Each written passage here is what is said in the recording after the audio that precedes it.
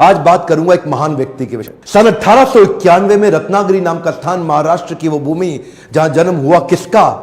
एक profound powerful दलित leader का, एक ऐसे शक्तिशाली पॉलिटिशियन, वुमेन इमेंसिपेटर, एक इकोनॉमिस्ट, एक प्रोलिफिक राइटर, एक थियोरिस्ट, एक ऐसे महान व्यक्ति जो कि बुद्धिज्म का रिवाइवलिस्ट भी था, ह्यूमन राइट प्रोफाउंडर और eminent scholar, razor sharp intelligence. नाम था इनका डॉक्टर भीमराव रामजी अंबेडकर। छोटी उम्र में ही ये रत्नागिरी से सतारा नाम के स्थान, महाराष्ट्र के अंदर जो पुणे के नजदीक है, वहां शिफ्ट हो गए। इनकी माता का देहांत हो गया था छोटी उम्र में। बचपन से ही बड़ी दिल को दहला देने वाली, दुखी कर देने वाली, एक बच्चे को आतंकित, पीड़ित कर देने वाली, तंग करने वाली, परेशान करने वाली कठिनाइयों के दौर से ये गुजरे।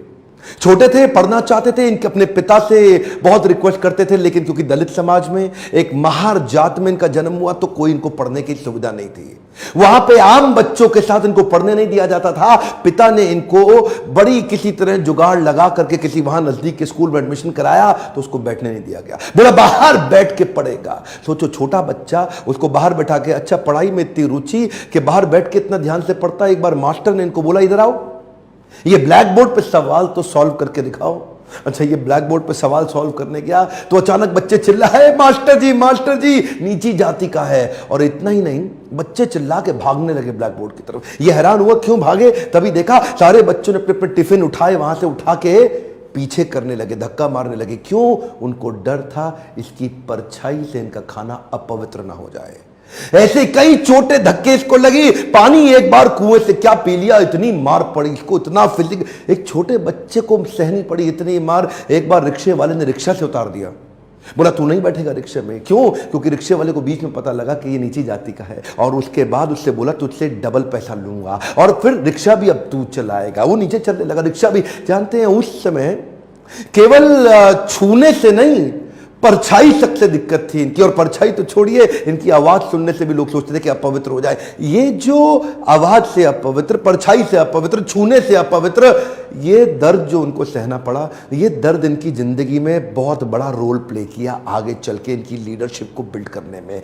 जानते हैं, संस्कृत नहीं पढ़ाई जा रही थी। बोलते संस्कृत तो ब्राह्मणों के पढ़ने के लिए, तेरे पढ़ने के लिए तो है नहीं, स्कूल से निकाल दिया जाता। तो सायाजी महाराज गायकवाड़ नाम के एक राजा वहीं हुआ करते थे, जिन्होंने इसकी तकलीफ को समझा और वो इनकी तकलीफों को पहचानते थे। बहरहाल इनकी पढ़ने की इतनी इच्छा को देख के उन्होंने इसको स्पॉन्सर किया, स्कॉलरशिप दी, ताकि ये जाके वेस्ट में लंबी पढ़ाई कर सके। देखिए, ध्यान दीजिए, बात आज की नहीं है, बात 110 साल पुरानी है। 1908, 1909, उस समय एक कौन, सबसे निचले पायदान से उठा हुआ महार जात का लड़का जाकर के इंटर करके आया इंग्लिश में मुंबई से। उसके बाद वही बीए करी, पॉलिटिकल साइंस और इकोनॉमिक्स में। रुका नहीं, तुम मुझको यहां नहीं पढ़ने दोगे, मैं जाऊंगा दुनिया की बेस्ट यूनिवर्सिटी में, रोक के तो दिखाओ। और वही स्कॉलरशिप लेकर के निकल गया न्यूयॉर्क, कोलंबिया यूनिवर्सिटी जाकर के उसने पहले तो एमए करी, पॉलिटिकल साइंस, इकोनॉमिक्स, हिस्ट्री और सोशियोलॉजी में। उसके बाद पीएचडी करने निकला। यहां नहीं रुका,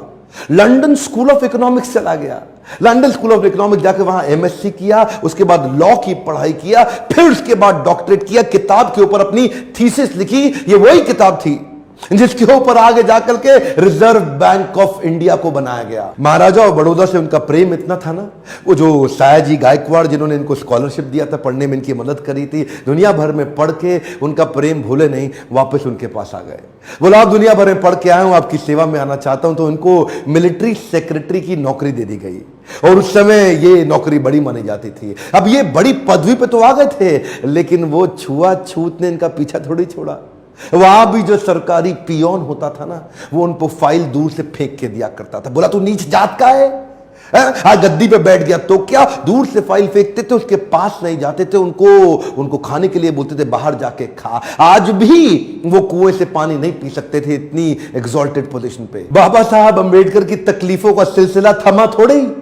अभी तो रमाबाई जिनसे उनका विवाह हुआ था, उनके साथ उनकी 5 संतानें हुई, लेकिन 4 संतानें एक के बाद एक इलाज की सुविधा ठीक से ना मिल पाने के कारण उनके जीवन से चलती चली गई।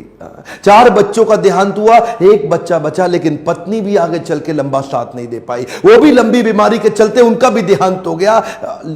बाबा साहब अंबेडकर जो अब इस समय कोई भी आदमी टूट सकता था, जिसका अपना स्वाभिमान ही खत्म हो जाए, लेकिन ये क्या किए, ये साथ साथ अपने देश के लिए लड़ते रहे और घर की तकलीफों से अपने आप को रुकने नहीं दिया, सत्याग्रह पे निकल गए। 1927 के इस महान सत्याग्रह में ये जिद पे अड़ गए कि सब दलितों को कुएं से पानी पीने का अधिकार दिला के रहूंगा। सार्वजनिक स्थान है, किसी का प्राइवेट नहीं है, जो सरकारी स्थान है, वहां पे एक इंसान दूसरे के साथ पानी क्यों ना पी सके। देखिए गलत तो एक्चुअली हो रहा था। जो दलित औरतें थी ना, उनको साड़ी भी पहनने का, पांव को ढक के उठा के साड़ी पहननी पड़ती थी। इन्होंने पहली बार अधिकार दिलाया, पूरी नीचे तक आम औरतों की तरह पांव को ढक के साड़ी पहनने का अधिकार। उसके बाद बोले कम्युनल इलेक्टोरेट की मांग कर दी इन्होंने।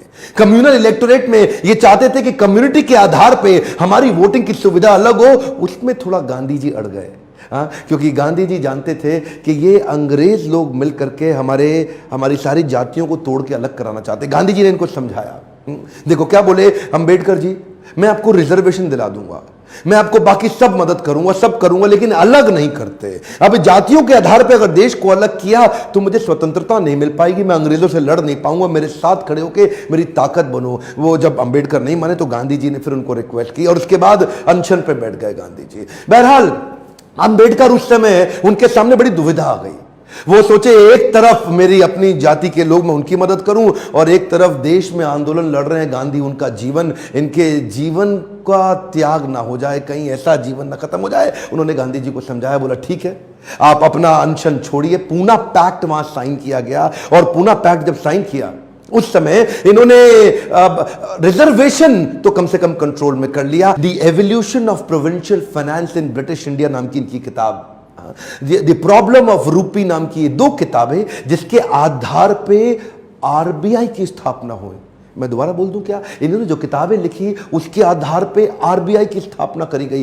कैन यू इमेजिन, भारत के सबसे निचले पायदान से आया एक यंग लड़का जिसकी कोई मदद करने वाला नहीं, आज उसकी बुद्धि पे आधारित हमारे कॉन्स्टिट्यूशन की स्थापना भी की जाएगी। इनकी ज्ञान, बुद्धि और कौशल का लोहा इंडियन लीडर्स और ब्रिटिश लीडर्स दोनों मानते थे। 1947 में भारत आजाद हुआ और गांधी जी के पास नेहरू अपनी पूरी कैबिनेट की लिस्ट लेकर के आए।